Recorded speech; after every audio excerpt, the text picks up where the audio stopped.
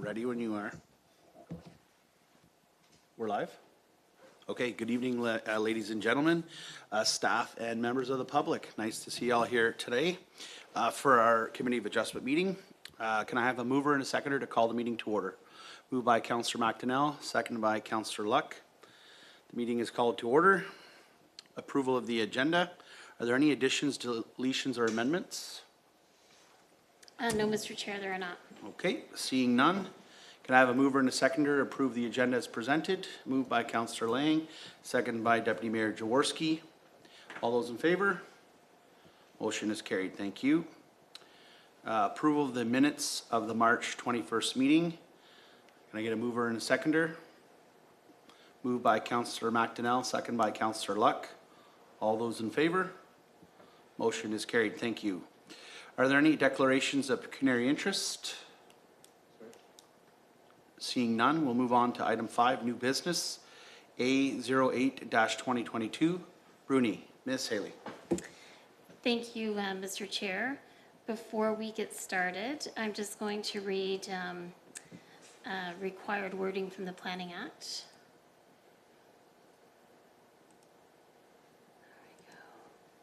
There we go.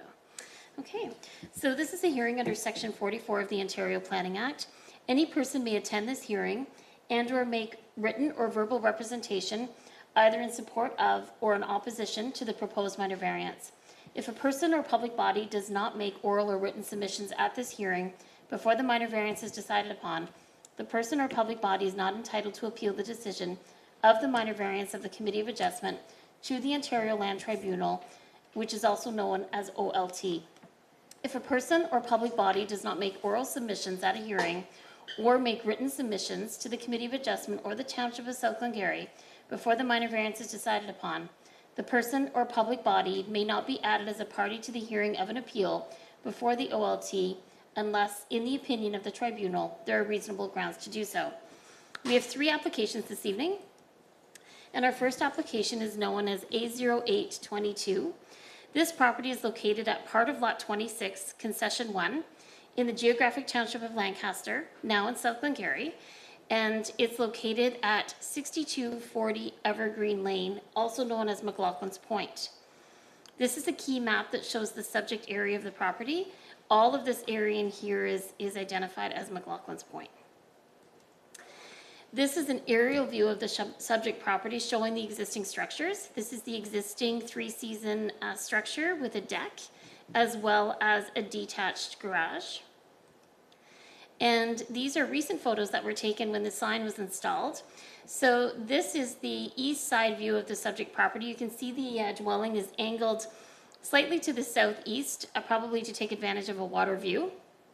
And then this picture would be taken from the south side. Sorry, I'm just going to turn that off. There we go. Taken from the southeast side of the subject property. And then these photos are taken from the northwest side off of 60th Avenue. And this is the back of the garage taken from 60th Avenue. So just to go back, this property is basically sandwiched between 2 private roads. The applicant, I'm just going to move this gentleman out of the way. The purpose of the minor variance is the applicant proposes to demolish the existing single detached dwelling and to construct a new single detached dwelling.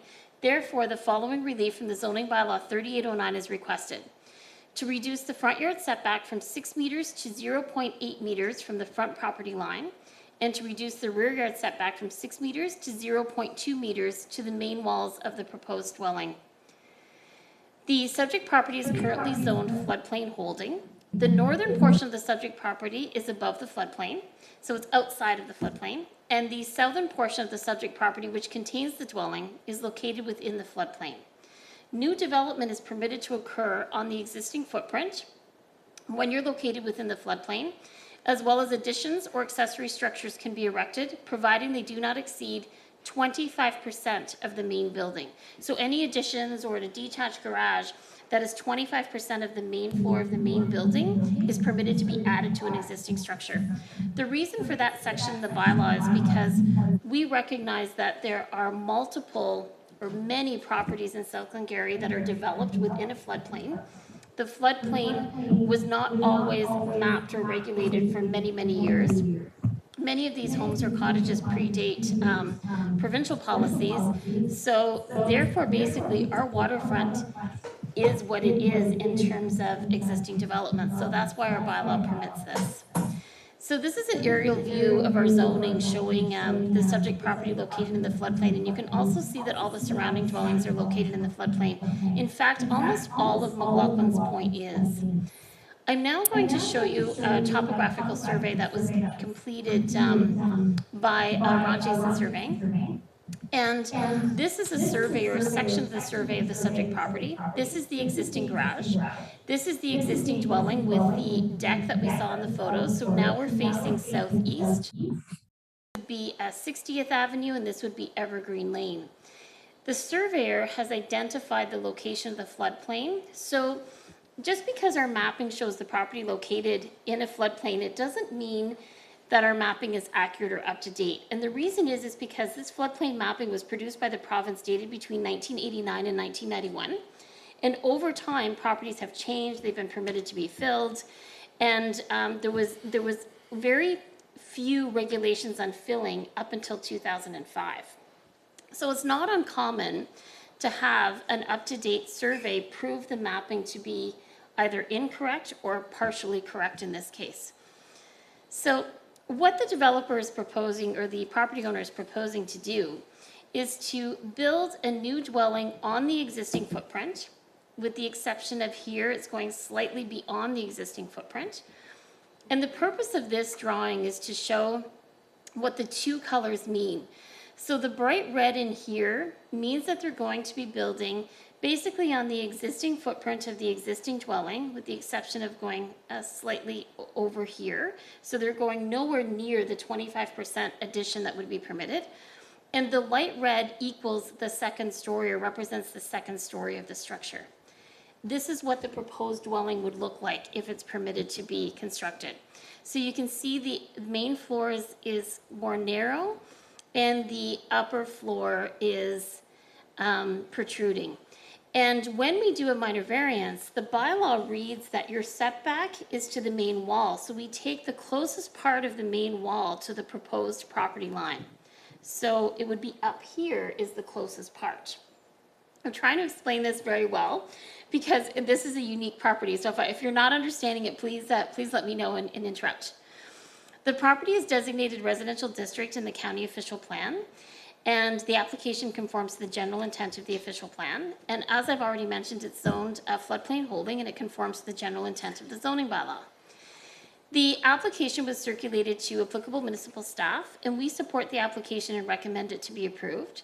The application was also circulated to the Raisin Region Conservation Authority. In fact, we've had many meetings with this property owner to come up with many different designs to see what possibly could consider to be able to be supported by both the RCA and the conservation and the township. I've cut and pasted the Conservation Authority's comments into the presentation, and the RCA does not object to the application as presented.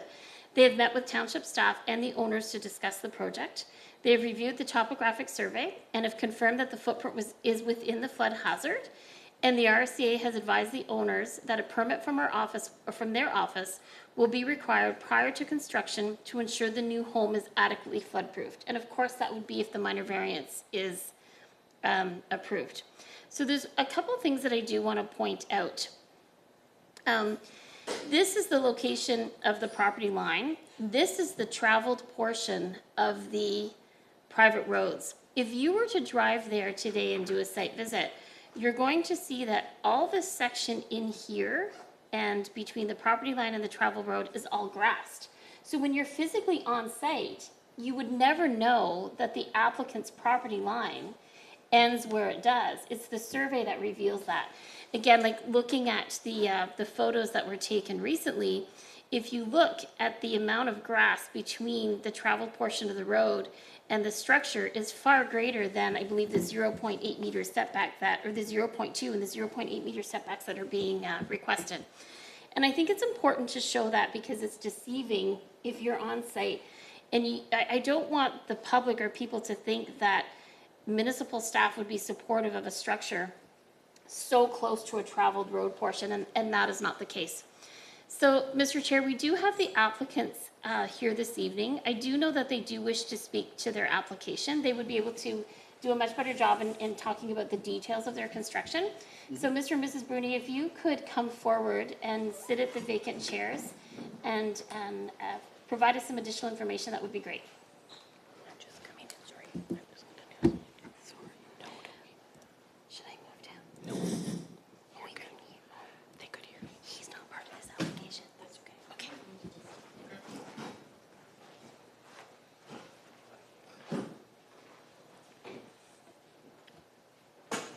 Okay, welcome.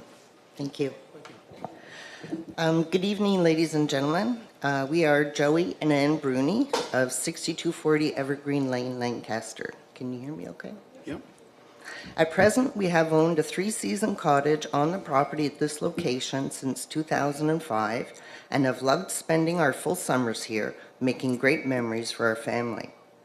As time goes on and we are both now retired, we have decided to look into the prospect of making this location a year-round house and reside at this location fully and permanently.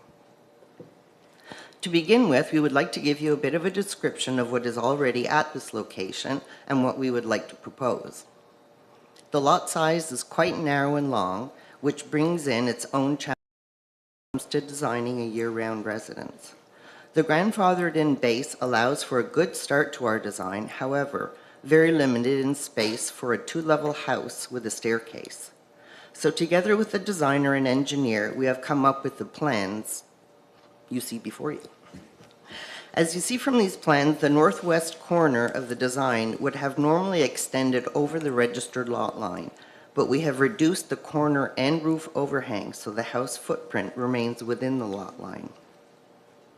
However, the required distance from the lot line as set out in the bylaws would not be met and therefore would require a minor variance submission. The land abutting our northwest lot line is and has always been without any structure. That lot strip is too small to have allowed the building of any structure in the past and going forward into the future. The distance of our proposed building would also be much further back than required from the middle of 60th Avenue, again, as per bylaw information, which therefore causes no impedance to anyone's line of sight or through traffic. On the southeast side of the proposed structure, once again, the distance from that line to the building is below the normal setback. However, as on the northwest side, we are well within and exceed the distance from the middle of the road to the building. Once again, we would not impede the view from any neighbors nor through traffic. Both Evergreen Lane and 60th Avenue have culvert drainage, which we would not alter, and also being that we are identified as partially located in a floodplain, the house would be raised, which would assist with no chance of flooding. Of particular note, we have owned the property since 2005, and although there is a right-of-way in front of us, jointly owned by all 5 property owners to the water, we have taken it upon ourselves to maintain the right-of-way on the east side, cottage to Evergreen, by mowing the grass weekly and yearly from April to October, and trimming the trees, etc., for everyone to enjoy the view, keep the rodent population down, and just genuinely keeping it very presentable. The same goes for the west side, from the cottage to 60th Avenue, and the whole length of our property line, north and south. We would like to thank the committee for allowing us the opportunity to make our presentation at this time. Okay, thank you. Are there any questions from the committee? Deputy Mayor Jaworski? Thank you. Through you, Chair. I think this is to Ms. Haley, although perhaps the applicants can provide some clarity, and thank you for your additional information. The private roads, 60th Avenue and Evergreen Lane, who are they both like common ownership, or would they belong to like a specific owner? Like, could these be anything else than a roadway? Through you, Mr. Chair, the land The Evergreen Lane and the land located between the travel portion of Evergreen Lane and the property line is owned by Mr. McLaughlin. So Mr. McLaughlin would have been circulated on this application. And as the Brunies have indicated that there are right-of-ways available to all the property owners on Evergreen Lane. And I think it's a fairly flexible environment in that location. They all work together to maintain it. On the opposite side between the applicant's property line and the 60th Avenue is owned by a property owner slightly to the south of that, the waterfront property. So they too would have been circulated on this application, and obviously they allow you to maintain that portion of their property. Nothing could ever be built on those properties because we consider it to be part of the private road and not a building lot of record. And they're not taxed accordingly. So there would be very little tax value associated or assessment value associated to that land because it's considered to be part of the private road allowance. Okay, any other questions or comments? Is somebody going to move to approve as presented? Councillor Lang? Oh, yeah. Through you, Mr. Chair, I was going to suggest that, but I thought maybe you could move to public comment, but if not, I have. Good point. Are there any comments from the public? Online? No, they're for the next application. Okay. Okay, sorry, seeing none? Okay. Okay, so moved by Councillor McDonnell to approve as presented, second by Councillor Lang. Okay, all those in favor of the motion? Motion is carried. Thank you very much for your presentation. So, Mr. and Mrs. Bruni, that means that the committee has approved your application. I will be preparing a notice of decision. That notice of decision will be mailed from our office tomorrow. You're subject to a 20-day appeal period starting as of tomorrow. When that 20-day appeal period is over, we can move to the next steps of your process. Okay? You're welcome. Can you turn those mics off? And just, they are? Okay, it sounded, just to remember, turn your mics on when you're speaking. I guess they can't hear us online. Thank you. Okay, moving on to item A0922, 188-2255, Ontario Inc., Stantec. Ms. Haley. Thank you, Mr. Chair. Eric Bays is online. Eric is a planner with Stantec, and he's representing the property owner. So I'm sure he'll be listening to our presentation. So this property is located at part of Lot 4, Registered Plan 20, in the geographic township of Charlottenburg, now in the township of South Glengarry. It's located at 18540 Dundas Street, Martintown, and Registered Plan 20 represents the village of Martintown. I think many of you are going to be very familiar with this parcel of property. This property is located abutting the Raisin River to the east, and it's on the corner of County Road 18. And for all of us who have attended the canoe races over the years, you would have stood along this property. Some of you may also remember when this property was the Conservation Authority's office, a main office many years ago. And it's had many different uses since that period of time. So this is a street view of the subject property. The first photo on the left is facing south. It's the southwest corner of the property. Sorry, we're facing southeast. And then the portion to, or the photo to the right would be the west side of the subject property. So the purpose of this minor variance is the owner is looking to expand the existing self-storage facility to occupy the entire building. So if this is approved, there'll be a self-storage units inside the entire structure. And the following relief from the zoning bylaw 3809 is requested. First of all, to recognize the non-conforming status of the existing structure and property. We all know that the property can't meet any setbacks. It really can't meet any components of our zoning bylaw in terms of setbacks and general provisions. It's not uncommon to recognize the status of an existing structure that's been there for so long. The structure's not changing. They're not proposing new construction of the structure. But what they're proposing is to reduce the required parking. So why this is triggered is when we receive a building permit application for a new business, we need to ensure that it conforms to the zoning bylaw. When you look at the requirements for parking for mini storage, there's quite a bit of parking that is required. And as you can see in this parcel of property, you would never be able to meet the parking requirements given the amount of lot coverage the property has. So another portion of the minor variance application is to reduce the required parking spaces from 24 to 2, which would include an accessible parking space or a barrier-free parking space. Also to reduce the required number of accessible spaces from 2 to 1. In Part 4 of our zoning bylaw, we have a list of many different uses that require specific parking requirements. And then we have a section of our bylaw that basically states that all the uses not listed above fall in a kind of a catch-all calculation. And we currently don't recognize mini storage specific parking, and therefore, when we deal with mini storage units, we're often faced with the applicant requiring more spaces than what's required. And we've been fortunate so far. The mini storages that have been proposed in South Glengarry have been more in a rural area that have been able to meet the parking. So that's the reason for such a big request. A site plan was provided to us from the applicant for the application. And many of us probably have seen or remember parking occurring on the west side of the property. It would be perpendicular to the building. You can see the property line is on an angle, so these parking spaces can't qualify because they're not entirely contained within the property boundary. These two spaces are entirely contained within the property boundary. This space in here would be a loading dock, and then they identify other space around the subject property.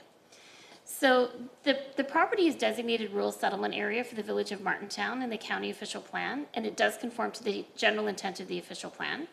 The property is zoned Hamlet Commercial, and it conforms to the general intent of the zoning bylaw, and mini storage is a permitted use within the Hamlet Commercial zone. The application was circulated to applicable municipal staff, and building and planning have no concerns with the application. We understand the structure is what it is. We all know there's been a variety of uses in that structure in the past that probably always haven't been handled well in terms of dealing with a policy or previous approvals. We've gone through restaurants to a hockey stick manufacturing facility to the Raisin Region Conservation Authority, and there's probably a few other uses in there that I'm not familiar with.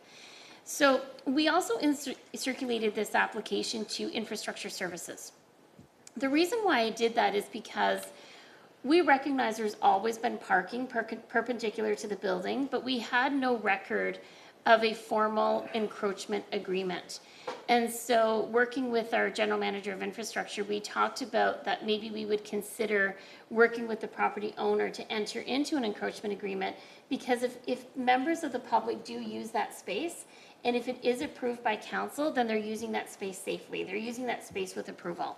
So those parking spaces, as I mentioned, can't be included in the minor variance because they're not entirely located on the property. But if an encroachment agreement was included in the future, they could be safely used. It still wouldn't change the approval of the minor variance. We also circulated the application to the Raisin Region Conservation Authority and the United Counties of SD&G Transportation Department.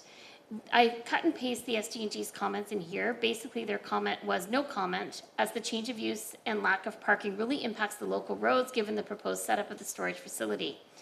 And the RSCE does not object to the application as presented. The RSCE's comments are limited to the review of parking as indicated in the green on the provided drawing. They felt they had no need to address anything else on the property or review anything else because nothing was proposed to change. And I've not received any comments or inquiries from the public to date. As I mentioned, we do have Eric representing the applicant online. So thank you. Okay, thank you very much, Ms. Haley. Eric, did you want to say some comments? I don't believe so, Mr. Chair. One I second, believe we Ms. can't hear you Haley yet. did an excellent job summarizing our kind of general sentiment. The only other item I might add is I recognize that 24 spaces down to 2 is pretty substantial. And if you're looking at that site plan, effectively the site has about 7 spaces on it, if you include the ones that are straddling the right of way.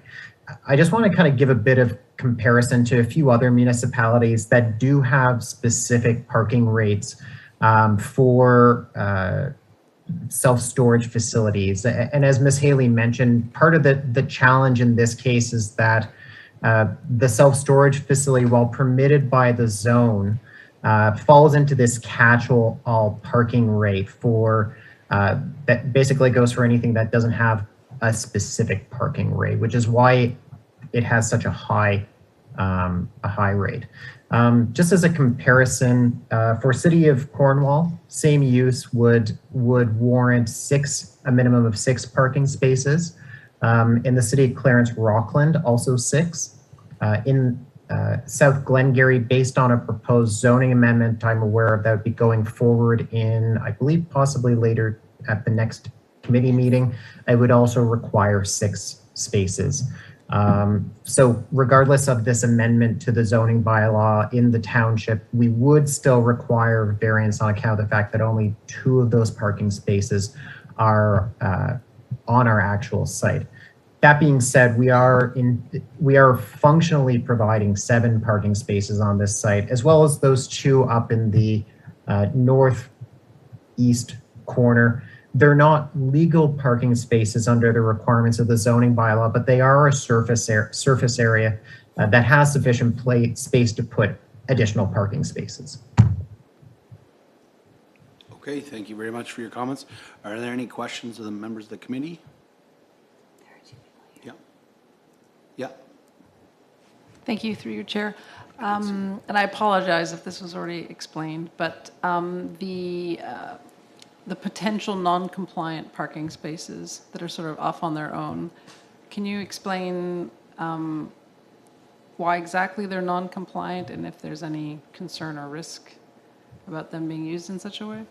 Yeah, that's fair. Through you, Mr. Chair. I only put those onto the figure sort of to demonstrate that there are other places on the site that cars could be placed if the committee did have concerns that the 7 spaces along River Road might not be sufficient. So the reason why those aren't the reasons that those technically are not compliant is that under the zoning bylaw, there's requirements for minimum drive aisle widths of, I believe, 6.7 meters. And those, because of where they are, there's a reduced width. I think it's about 4.5 meters between the back of the building and the abutting property to the east. So functionally, they can work. You can drive in there and you know, for example, if there is somebody who had an oversized vehicle in the loading space furthest to the right, there were 2 people who were coming in from separate places, wanted to assist with parking. Those people could drive in first, park at the back, help the larger vehicle back up, and then help with that unloading process. It's just kind of an example of some other additional parking opportunities where cars could be put but are technically not a parking space. For the purposes of this application, we're only requesting 2 parking spaces on the site be recognized, being the 2 that are in green closest to River Road. The orange ones were simply identified as recognizing there's some extra asphalt in place. Yep. Thank you very much. So I have certainly parked in these places that are in pink when this was a restaurant. And I would say I'm like most people, having no idea that I was technically half parked on the road, but prevented that people park there. So with your suggestion of the encroachment agreement, that's entirely separate though, from what would happen here today? Yes, through you, Mr. Chair, it's entirely separate, and it's not something that the Committee of Adjustment would be subject to approving. It would be something that Council would consider to approve, and that's if we also have cooperation with the property owner and they're willing to enter into the encroachment agreement. And I mean, there's not really any cost to do it. It's just a matter of formalizing it. And that's why I did have a liability perspective, both from the township and the property owner.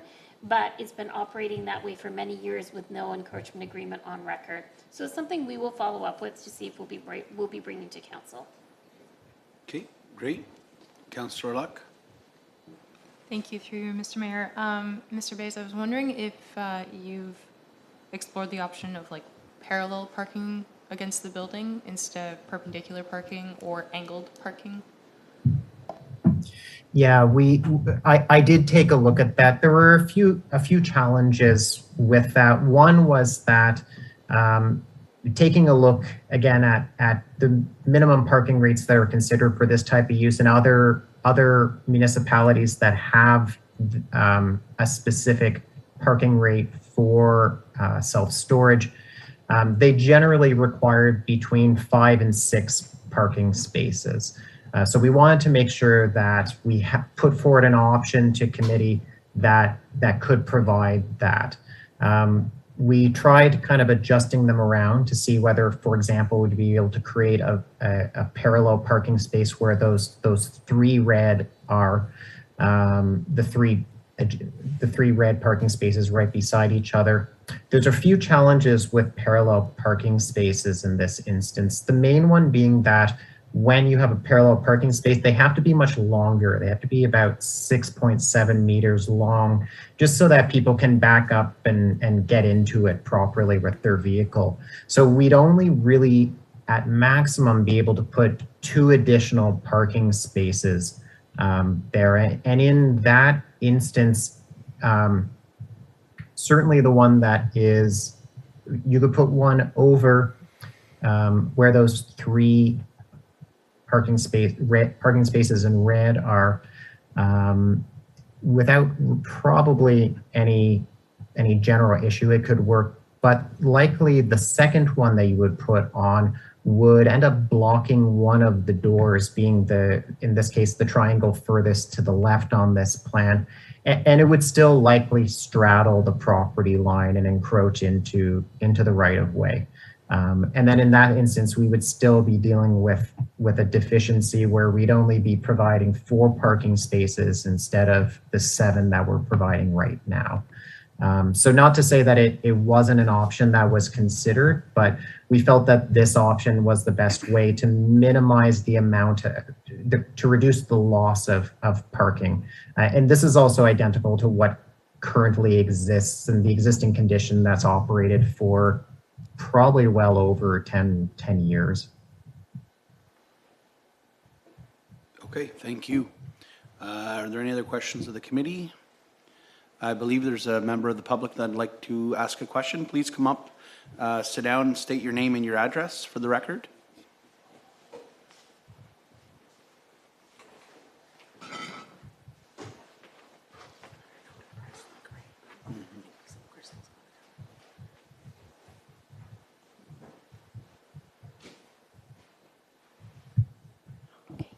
Okay. Hi. What? Pull it down a little closer. There you go.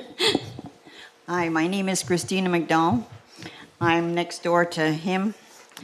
I have no problems about him having his storage unit there. The only thing I'm concerned about is the survey. There's a driveway between him and myself, but the survey is on an angle. So does it cover the driveway? Is his part of mine on his, or? I have my survey here, but I just don't understand the way it is. It's at an angle. Okay, that's a good point. Yeah, thank you, Mr. Chair. So, Mrs. McDonald, what I would suggest is if you'd be willing, we could certainly meet at the township office where I could review your survey to show you Here, I what... have it here. Right, yes. And then I could do a comparison and show you what we have on file for this subject property. And I'm assuming maybe your survey isn't quite matching up with what we've included or what's been included in the sketch. Is that correct? Yeah, it's just, it's at a, like I say, that property is at an angle according to his survey, whereas mine is straight. Okay. So it goes corner-wise to my property. And I was able to find or pull a copy of the survey of the subject property at our township office. I don't have it here with me this evening. And we could review that together and see what the date of each survey is and determine your next steps. I don't think there's any problem. I was just Okay. concerned about it, you know, in case I have to sell or something, you know. For sure. No, I think that's a valid concern. I'm sorry, I just can't address it right on the spot with just not having that other information available. I see that Eric has a comment, and I believe Eric is the one that did the drawing. And I forwarded you a copy of or I think your client had a copy of the survey, so maybe he could speak to it. Go ahead, Eric. I do, and I can, I might be able to pull up a few things here to help address. Do you know whether I'm able to share the screen, Ms. Haley? Yes. Let me try, and if it doesn't work, then it doesn't work. Share that. So I think, just so that I'm clear, that the concern is that this property line here, the east property line that Yeah. abuts your property, is kind of looks cockeyed, so to speak, on the plan. Is that correct? Yes. Okay, so I think the reason why it might look crooked is because we're using Dundas Street or County Road 18 as the vertical line, and River Road itself is also tipped. So to me, looking at this, and I would have to defer to Ms. Haley, and if I could, I'd also appreciate taking a look at your own survey as well. But it looks to me at least that this corner being this lot line here, which would, let me see if I can just draw onto this. Okay. So this would be the front, the front lot line of this, and it would continue like this. I believe the hedge is right about here. I'm admittedly not quite sure how far back it goes. And then your own driveway, I believe, is right here. So I think the reason why it might look tipped is just because River Road is tipped on this drawing. Technically River Road and this property line here at 90 degrees of each other. That being said, I'm happy to take a look at that. And if there is a meeting set up between yourself and Ms. Haley, I'm glad to join in and share what information I have. Okay. That sounds fine. Ms. McDonald, I would encourage you to contact me at the township office, and we can set up a time for us to sit down if you are available to come into our office. Sure. Okay. No That would problem. be great. I look forward to meeting with you. Thank you very much. Thank you very much for your comments. Any other comments or questions from the public? Yep, thank you. Seeing none, is there a mover and a seconder? Moved by Councillor McDonald? Yep, Yes, I'll move to approve as presented. okay. I'll second it. Okay. All those in favor of the motion? Motion is carried. Thank you very much. And moving on to. Thank you for the accommodation via Zoom. I appreciate that. No worries. And moving on to item A27, 2021. Legault, Ms. Haley.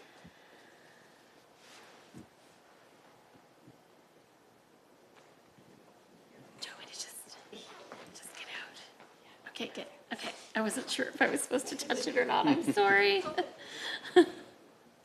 Okay, so our last item on the agenda this evening is an application that was circulated in late 2021, and it was reviewed by the Committee of Adjustment on December 6, 2021, and was requested to be deferred by the applicant to allow for time to address concerns with an abutting property owner.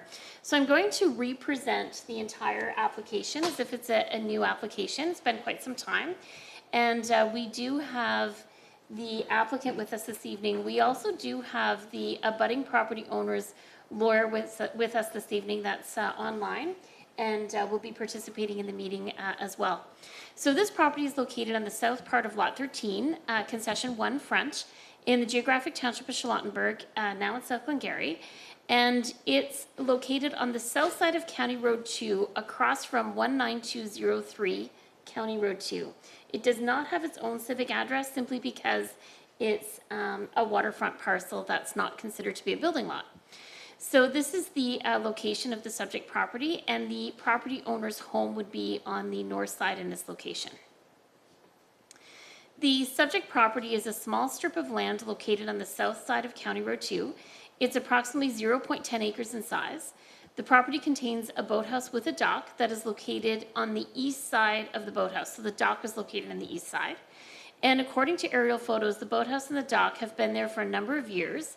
However, the dock was recently reconstructed and it's now wider than the original dock was. This newly constructed dock does not conform to the township's bylaw. So these photos were taken in November 26, 2021, in time for our December meeting. So you can see this is the eastern portion of the boathouse, and this area is where the dock has been reconstructed. Oops. There we go. And a survey, or a portion of a survey, was completed by Stidwell and Associates, and they outlined the location of the boathouse in the water, the dock, and the setbacks, and the closest setback here I believe is 3.8 feet. So the application was circulated to all adjacent property owners within 60 meters of the subject property and the applicable agencies, being the United Counties of Transportation Department was one of the agencies, and they had no concerns or objections to the application. The Raisin Region had no objections to the application either, and informed the property owner that any further work, if proposed, would require a regulation permit from the Conservation Authority office. I've received no further written or verbal comments from members of the public, and planning and building have no concerns with the application and recommended it to be approved. So as you may recall, when this was held previously, the abutting property owners did express some concerns, and that's when there was the request from the property owner, the applicant, to defer it so they could, to see if they could come to some sort of agreement. I'll leave it at that. The property owners, the Logos, are here this evening, and I'm not sure if they have anything to add to my presentation, but you are welcome to come and sit at the table. Sure.